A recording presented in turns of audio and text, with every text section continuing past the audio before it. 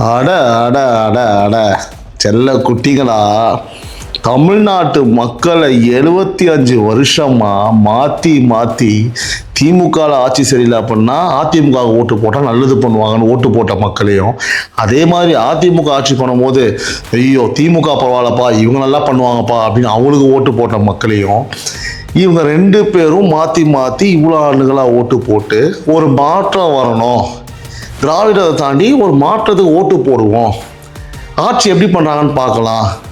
ஏன்னா அவ்வளோ கன்றாவியாக அந்த திமுக உங்களுக்கு தெரியும், எல்லாருக்குமே தெரியும் தமிழ்நாட்டில் எவ்வளோ கேவலமாக ஆட்சி நடத்துகிறாங்கன்னு சொல்லிட்டு இதை சொன்னது அதிமுக மட்டும் கிடையாது, திமுகவை எதிர்த்த அத்தனை கட்சிகளும் தான்.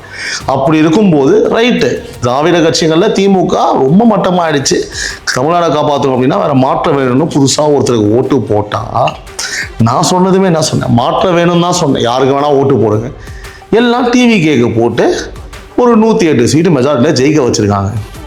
ஆனால் மக்களை பற்றி எங்களுக்கு கவலை கிடையாது, மக்கள் நலனை பற்றி எங்களுக்கு கவலை கிடையாது, எங்களுக்கு பவர் வேணும், பதவி வேணும், ஒன்று நீர் இல்லை நான் இருக்கணும், இதை தாண்டி உள்ளே எவனாவது வந்தானா அவ்வளோதான், அதோட நம்மளால் எதுவுமே பண்ண முடியாது, கொள்ளடிக்க முடியாது, ஒன்றுமே பண்ண முடியாது அப்படின்றத 100% நிரூபிச்சிட்டீங்க. உள்ளபடியே பார்த்தீங்கன்னா மகிழ்ச்சியாக தான் இருக்குது. எவ்வளோ நாள் பாண்ட போகிறீங்க, எவ்வளோ நாள் இது அப்படின்னு நிலைக்கும் நினைக்கிறீங்க நீங்கள் ஆட்சி அமைச்சா?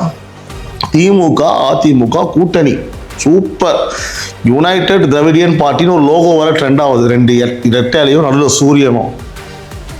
இன்னைக்கு நான் சொல்கிறேன், எழுதி வச்சுக்கோங்க, இப்படி மட்டும் ஒரு சம்பவம் நடந்ததுன்னு வச்சுக்கோங்களேன், சத்தியமாக சொல்கிறேன், இதோட ஒரே கட்சி தான் தமிழ்நாட்டில், ஒரே கட்சி தான் தமிழக வெற்றி கழகம். அடுத்த எலெக்ஷன் வந்ததுன்னா மிச்ச சொச்சம் கூட மற்ற கட்சிகள்லாம் இருந்தால் ரைட்டு கட்சிகள், இல்லைன்னா மிச்ச சொச்சம் கூட அடிக்காது.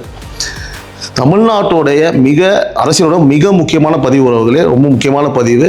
கூவத்தூரில் அதிமுக எம்எல்ஏக்களையும் அறிவாலயத்தில் திமுக எம்எல்ஏக்களையும் பார்த்தீங்கன்னா நாளைக்கு காலைல அங்கே திமுக அறிவாலயத்தில் எம்எல்ஏக்கள், இங்கே கூவத்தூரில் அதிமுக எம்எல்ஏக்களை வர வச்சுருக்காங்க. பேச்சு போது இது உண்மை தான், 100% பேச்சுக்கு நடப்பது உண்மை.